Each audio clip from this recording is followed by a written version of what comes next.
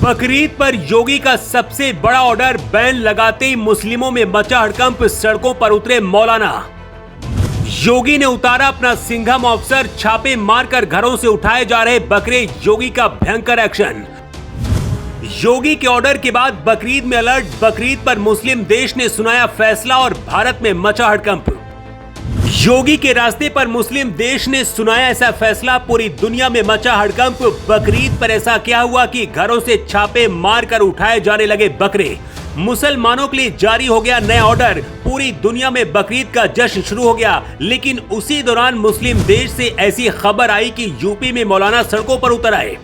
बकरीद पर क्यों बैन लगाया गया है और क्यों छापे मारे जा रहे, उससे पहले आपको बताते हैं कि आखिर योगी आदित्यनाथ ने बकरीद पर नया क्या ऑर्डर दिया है। सीएम योगी ने चेतावनी दी है कि बकरीद के अवसर पर कुछ भी ऐसा ना किया जाए जिससे किसी की भावनाएं आहत हो।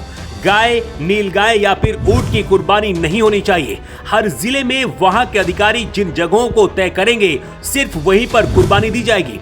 अगर तय स्थानों के बाहर ऐसा किया गया तो अधिकारियों को आदेश दिया गया है कि जबरदस्त कार्रवाई की जाए। इसके साथ ही योगी आदित्यनाथ ने कहा कि किसी भी हालत में बकरीद के दिन सड़क पर नमाज नहीं पढ़ी जाएगी, कानून का उल्लंघन बर्दाश्त नहीं किया जाएगा। यूपी के सभी जिलों के पुलिस कमिश्नर, रेंज और जिले के अफसर वीडियो कॉन्फ्रेंसिंग के माध्यम से योगी आदित्यनाथ के साथ जुड़े थे। सीएम योगी ने अवैध स्लॉटर हाउस पर पूरी तरह रोक लगाने के निर्देश दिए और कहा कि वैध स्लॉटर हाउस भी निर्धारित संख्या से अधिक पशु न रखे जाएं। अगर खुले में मांस की बिक्री होती है तो कार्रवाई की जाएगी। योगी आदित्यनाथ ने सभी जिलों के एसपी और डीएम को निर्देश दिया है कि किसी भी विवाद की स्थिति में इंतजार न करें, सीधे कार्रवाई करें ताकि हालात न बिगड़े। इधर योगी आदित्यनाथ का संदेश जब सभी जिलों में पहुंचा, इसी बीच मौलाना सड़कों पर क्यों उतर आए और कुर्बानी पर बैन कहां लगाया गया है, जिसके बाद मुसलमानों में हड़कंप मचा हुआ है, आपको बताते हैं।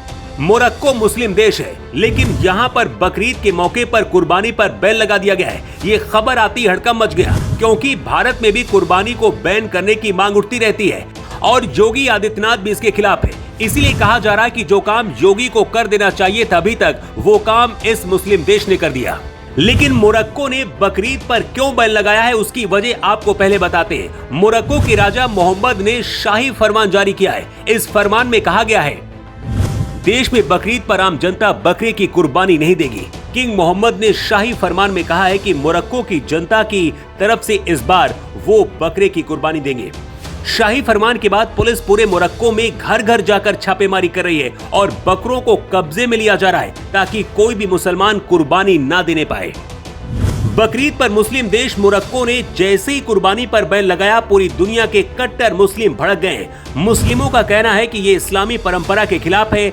सबसे ज्यादा हैरानी की बात यह है कि इसका असर भारत में भी दिख रहा है और मौलाना इसका विरोध कर रहे हैं। लेकिन अगर प्रदर्शन उग्र हुआ तो योगी की पुलिस कार्रवाई करने के लिए तैयार बैठी है।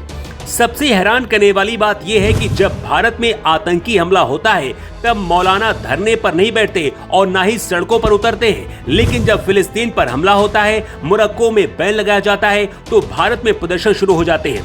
वैसे बेजुबान जानवरों की कुर्बानी करना कोई बहुत अच्छी बात नहीं है, लेकिन मुस्लिम देश मोरक्को ने जो फैसला किया है उससे लाखों बेजुबान जानवरों की जिंदगी बच जाएगी।